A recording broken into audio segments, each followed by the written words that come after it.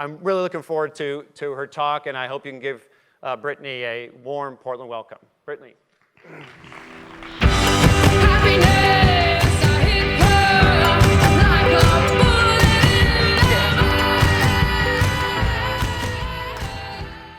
I think walkout music is the best thing ever. So if you ever get a chance to bring people on stage, you should definitely give them the option of walkout music.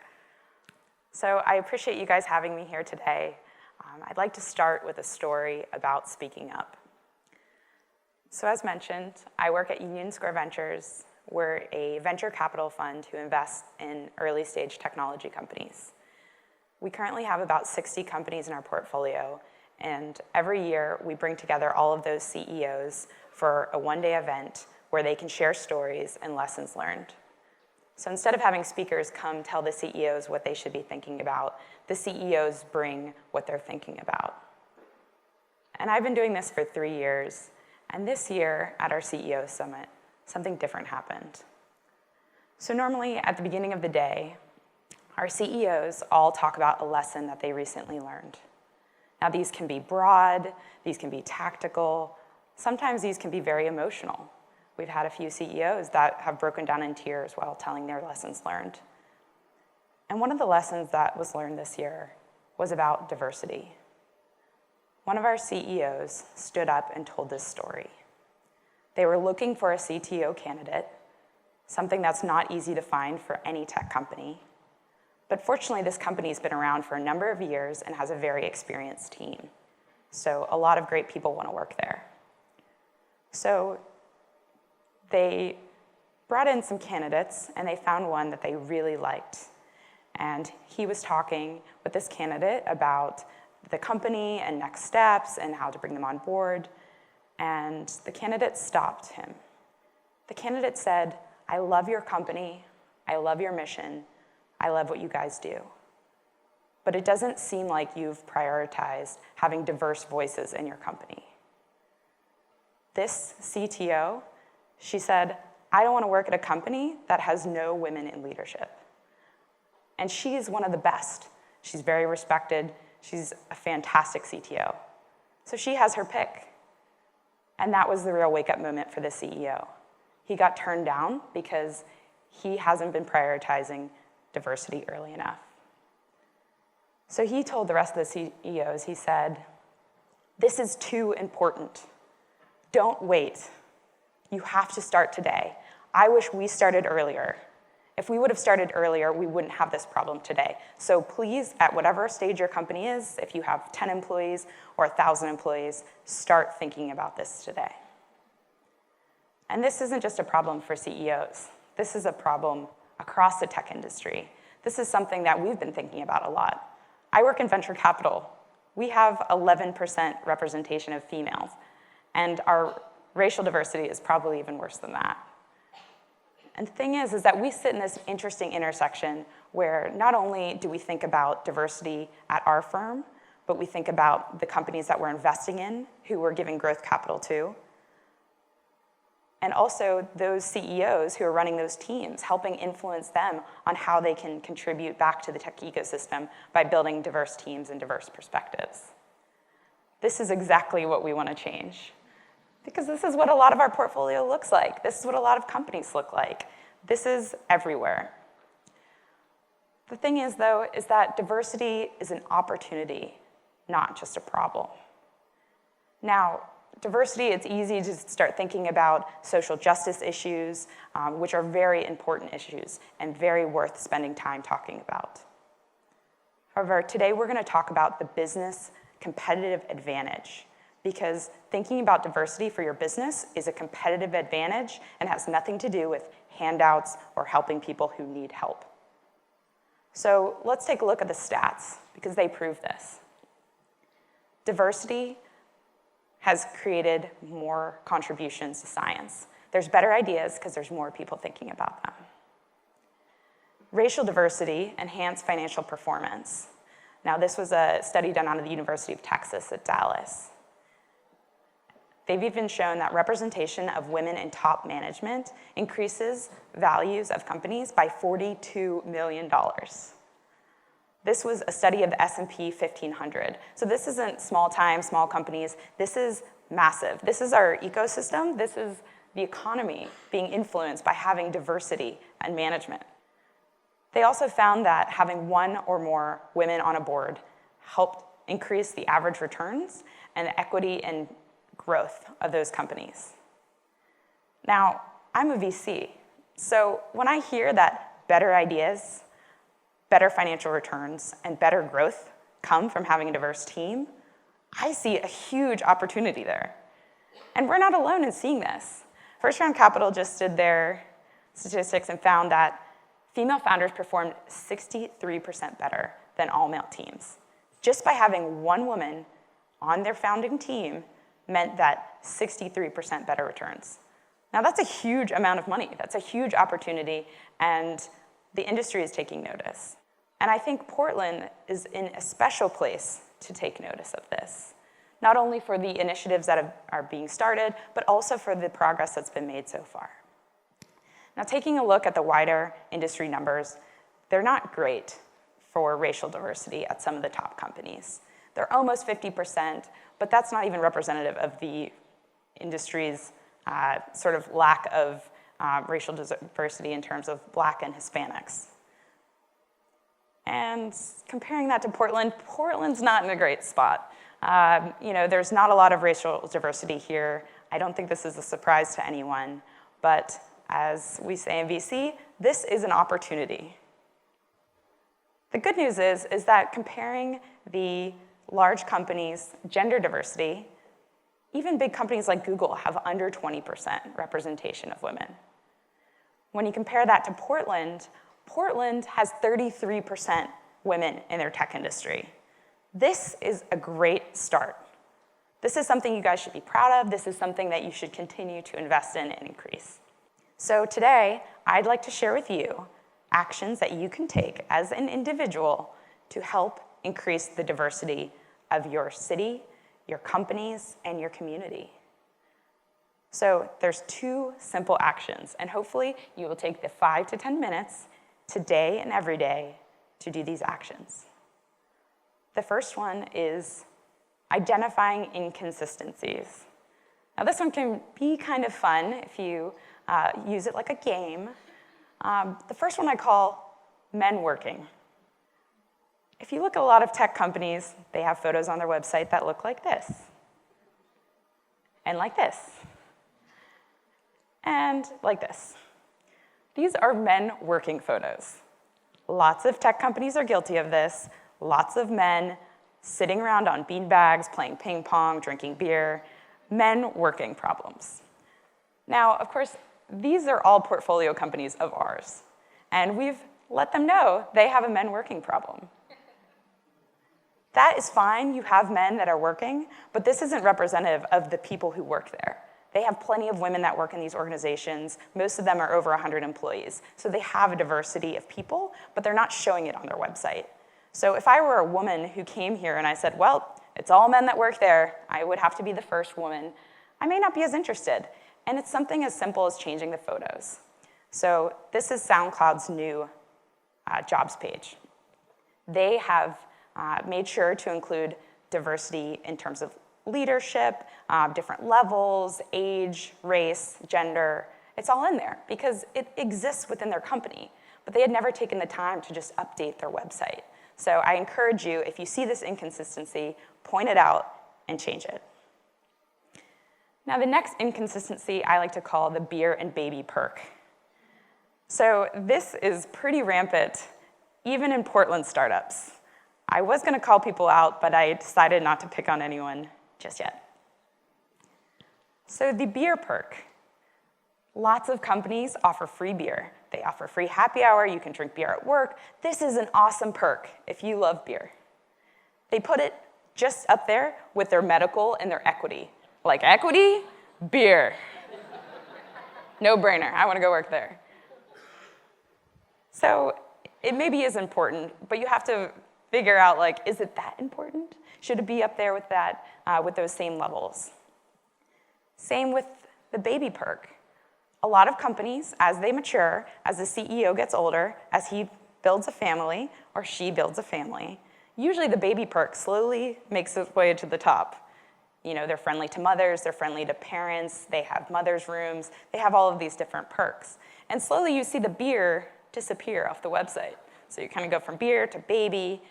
But the thing is that there are plenty of companies that value beer and babies. So, you know, you can take a page out of Shapeways' book. They put beer and babies right next to each other on their company's perks page. This is great. They cater to a wide audience. So if you cater to a wide audience, make sure that you're saying it and not just eliminating one group or the other. Now this one seems obvious. Say what you mean. But it's shocking how many companies fail to do this. So I'm going to pick on Runkeeper. I already picked on them on my blog with this. So one of their core values is inclusiveness. They post this all over their website. They really value inclusiveness. However, when I went to one of their job descriptions, it goes on to say what you need to like to fit in. Now that feels a little exclusive, not inclusive, especially when some of the things that they say will help you fit in are talking about X-Files or arguing about your favorite beer. Beer is a big part of tech culture. We get it. And I think Fake Grimlock pretty much sums it up. What does liking X-Files have to do with being a great UX designer? So don't eliminate people before they even get in the door. Yes, maybe it's great if you can talk about X-Files, but does that really need to be in your job description? So an example of a good version of saying what you mean is from Stack Exchange. They're a company in our portfolio, and I'll zoom in on this here. On every single job listing that they have, they explicitly state, diversity leads to better company and better products. We are working hard to increase the diversity of our team. Every single job description, plain and simple, it says, we believe in this, we're working on it. Everyone who's taken the tech pledge, if you haven't taken it, if you have, if you are working on diversity, just say it, just put it out there. Maybe you have all white males who work at your company. If you're thinking about it, if you're working on it, say it. Because there's no easier way to let people know what you're thinking about than just actually saying it. So the second action you can take should be even simpler than the previous one. Now this one is amplifying voices. Now, usually when I talk about diversity to a group of all white males, they sort of get uncomfortable. They don't know this problem. They haven't felt this as a problem for themselves. And so they kind of like wiggle out of it. They're like, well, I don't know anything about diversity. Like diversity is great, but like what can I really do about it? I'm gonna come off as racist or sexist or any of these things. But that's not true. By not doing anything, you're actually part of the problem. And being part of the solution is very, very simple. So if you're on social media, start amplifying the voices of people who are different than you. Take a look at your lists. Do you follow mostly people who look like you?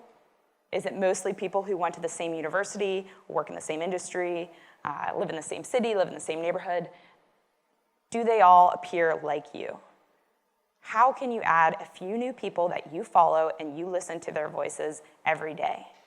If you can't build it into your company, build it into your social media, your daily routines, and just say, I'm going to listen to people who have different perspectives than I do. This will increase your ability to think of new ideas, bring new people into your community, and help support those who are doing the work.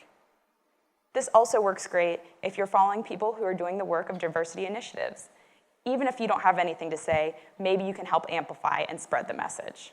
So take 5 minutes today, look at your social media, and see if there's ways that you can be amplifying these voices that are actually making an impact. So that's it.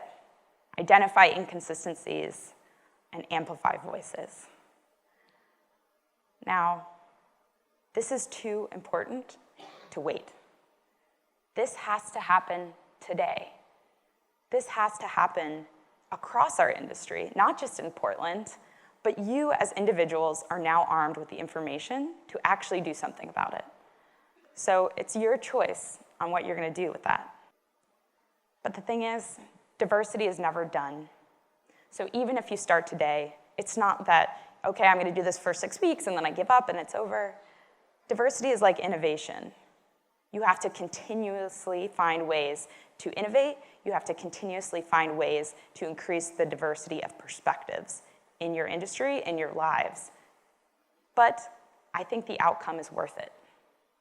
Everyone in here can help change the world by taking these small actions. And I think the future is one that I want to live in. It's one where people are celebrated for who they are, not just tolerated. And I think there's no better place than Portland for that message to be spread. You can be a diversity ally here today, and that doesn't just mean in race and gender, that means diversity of thought in a million different ways. So help us make the tech industry weird. Thank you.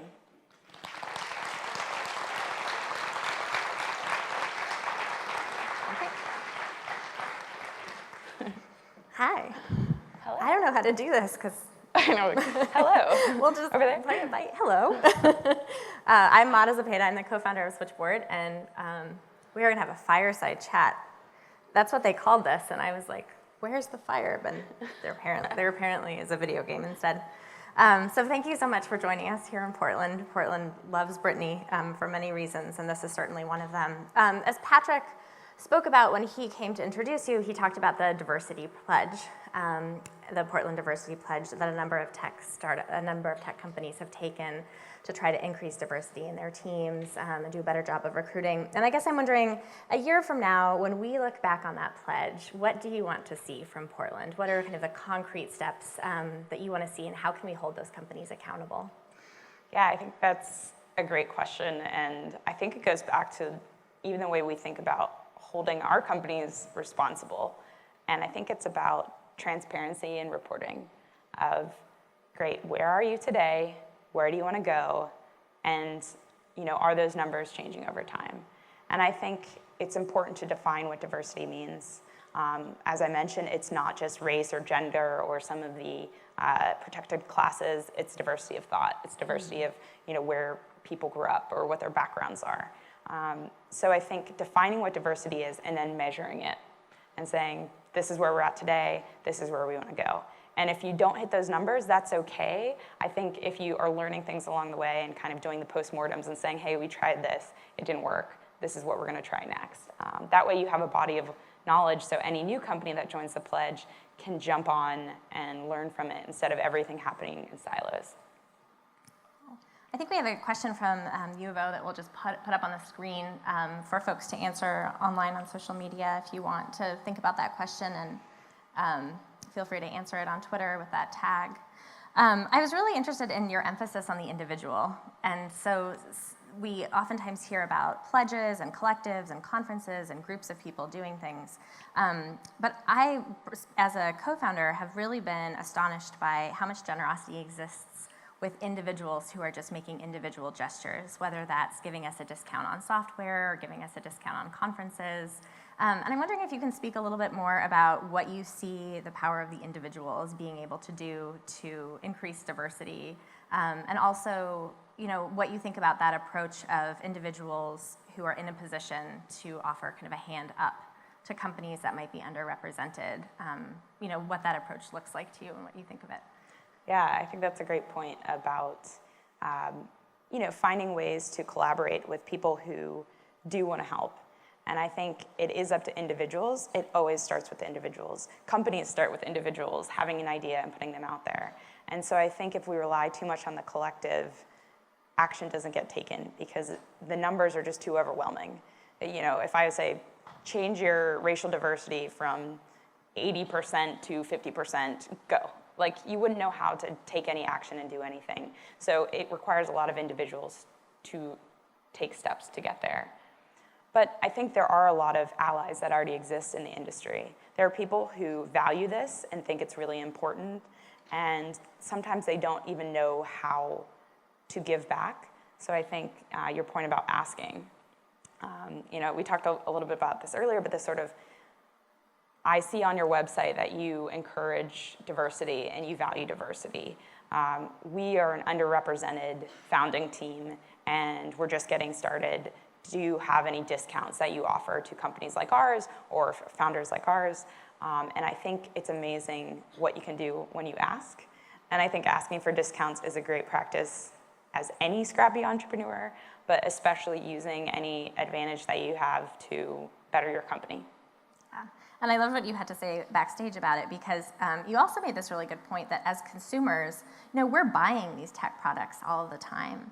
And so, I thought maybe you could speak a little bit about, ways that we as consumers can kind of let our voices be known around what matters to us.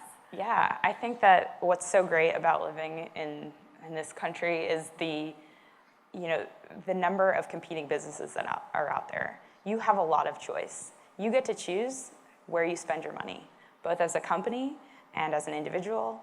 And if you don't agree with the practices that a company has, you can take your dollars and your money and your time elsewhere. So I think reminding people that they have the power to choose is a big way to send a signal to the industry of like, we don't approve of this behavior, we want to go elsewhere. And I think we've seen that with some tech conferences or different organizations who've been enemies to diversity, and individuals saying, I'm not going to go there, or sponsors saying, I'm not going to sponsor something like that. Like, money talks. So if you aren't happy, find someone else to work with. We'll put up this next question. How is inclusion a competitive advantage for companies? And I know that you talked about it a lot in your talk. And I think what I'm interested in specifically around that question is, how is inclusion a competitive advantage for solving different problems? So in your experience, do you see underrepresented founders just tackling different problems? Do you see them having kind of a different approach? And I'm just wondering if there's something qualitatively different about the types of companies that they're starting. Yeah, I think it's there's a great quote of, the people who are closest to the problem are the best people to solve it. And I think if you have a large portion of the population who isn't being represented in companies that currently exist, they probably have problems that no one else is thinking about. And no one's better suited to solve those problems than the people that are closest to them. And I think encouraging them and making sure that they're getting the visibility and the support they need to grow those businesses is a big opportunity for us as investors to not just look where we know, but also look where we don't know and try and be educated about what opportunities exist in markets that we've never even looked at before. So that gets to USV. So let's talk a little bit about USV's diversity numbers.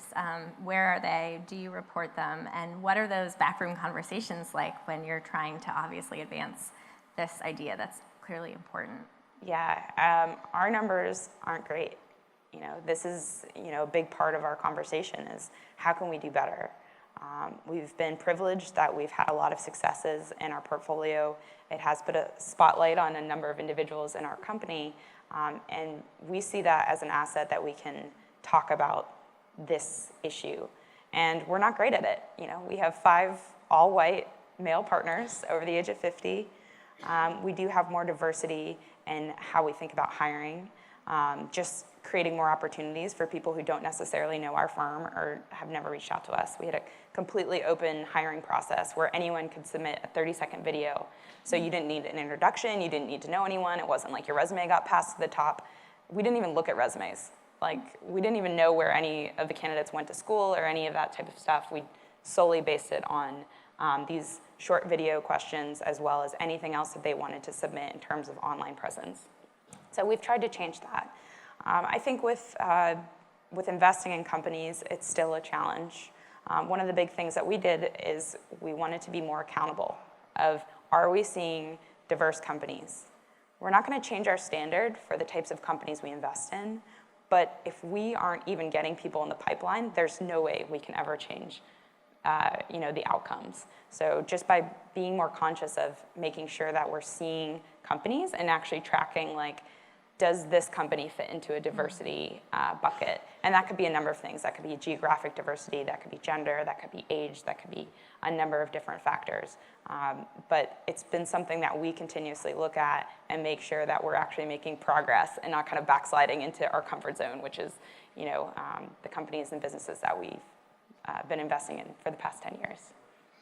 I guess my final vision is, I'm just kind of curious to know, what is your vision for the future? Like, if you could if you had a magic wand and you could fix VC as it is, you talked about the 2 takeaways, which are obviously really important. Is there something where you just kind of like go to bed at night and think, God, if it could just be this way, and what does that picture look like to you?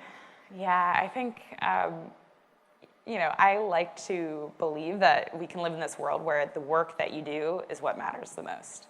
And it's not, where you grew up or what you look like or what access or privilege you've had. It's really about the work that you do. And I don't think we're there yet.